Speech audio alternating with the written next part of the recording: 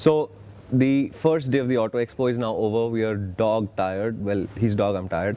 And what we're going to talk about is, don't make those expressions while I'm talking, okay? I don't want to be disturbed when I'm doing a serious video on Overdrive. Sure. So what we're going to talk about right now is basically the highlights of what happened during the day. It's a very important video for me to do because I haven't seen a single car. And he has seen most of the cars but none of the bikes, so we're going to try and help each other by telling each other what really happened at the Auto Expo. So Rohit, to start with you, since you're the only other guy in the video, yes. What was your highlight of the Auto Expo? Highlight of the Auto Expo, there were quite a few in fact, but I think it started on a disappointing note. Maruti Suzuki always opens the Auto Expo and they generally have some good showstopper. This time they actually showed us two vehicles that I should call them stale maybe, because they were shown back in 2013 and that is what they opened the show with. Don't you think it's ironic that you were saying that the show started with a stopper?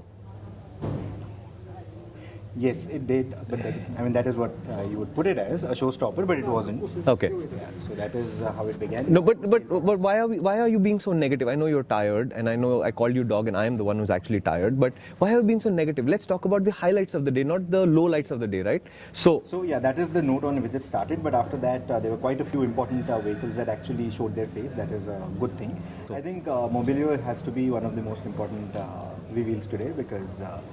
We went to Japan together to drive the car. We couldn't for some unforeseen circumstances. Finally, the car was shown here today, the India spec version.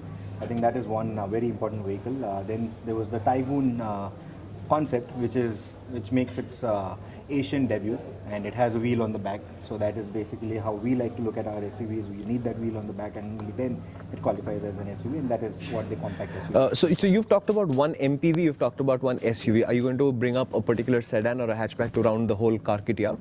Not really, because the most important sedans, the compact sedans, that is the flavor of the Auto Expo right now, they were all unveiled before the Expo. Nothing really at the Expo. So I think the highlight right now was the MPV and the compact SUV from Volkswagen. Nothing else really came that close because all the exciting products were actually displayed right before the Auto Expo. Well, on the bikes front, it was an interesting day. We saw a lot of new products, but unfortunately, very few of those products actually got launched today. Auto Expo has, in today's case, become a venue for people to show what's coming, either in production form or in nearly production-ready form. But the big story broke right in the morning when Harley-Davidson went and announced the price of the Street 750, which at about 4.1 lakh rupees ex-showroom is incredible pricing for a Harley-Davidson. Especially Harley-Davidson promised it to be the genuine experience. Outside of that, Bajaj as usual was up to a lot of activities. So apart from a multicolored bunch of REs in the back and in front, what I really liked was the two bikes there. The CS 400, that's the cruising sports they call it, is a very nice motorcycle. We're going to bring you a video on that, but basically it looks like a DRL, so in that sense it's like a park cruiser drag bike, call it what you will, but I think it's really well executed. It's a really nice looking motorcycle. Unfortunately, it's the motorcycle that's going to come later. The story, of course, on the other side was this SS 400, which the rumors said it was a 200. We called it correctly first. We said it was going to be 375, and then we sort of got swept with the tide for a bit, so we ended up saying it was a 200. And so we were right and then we were wrong, and now we've been proved originally right and later wrong. So what we've got is the SS 400 based on the same Duke platform. No real detail on the engine spec yet, but it's going to be out by just before the festive season this year, hopefully. And I think they're going to price it well, and it's going to be an interesting motorcycle. Across the hall from there were Hero, which as usual had a massive spread of all kinds of things, from fuel cell concepts to the HX250R, which we spoke about last week when they did their pre-Auto Expo preview.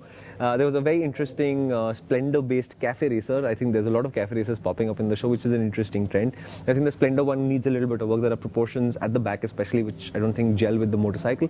But they also had a motorcycle called the Hastur, that's H-A-S-T-U-R. The Hastur is a 625cc concept, going to go into production at some point. Eric Bugles worked on it. There's really not much detail on it, but it's an interesting place to go. A 625cc parallel twin assembled in India. So that, ladies and gentlemen, was our first day's wrap-up, and hopefully we will be rested tomorrow so that he does not have to be dog and I don't have to be tired. Well, hang on, hold on. So you don't have a mic. You don't have a mic. Ambient works just fine. So, I mean, these guys, well, for all that they saw, this is one motorcycle that they absolutely missed because, well, this guy was down in the passageways And yes, he was marketing his product. It's called the Rex Namo. That's what it looks like. If you can see it, let me get a little closer. I think, yeah, that should be good enough.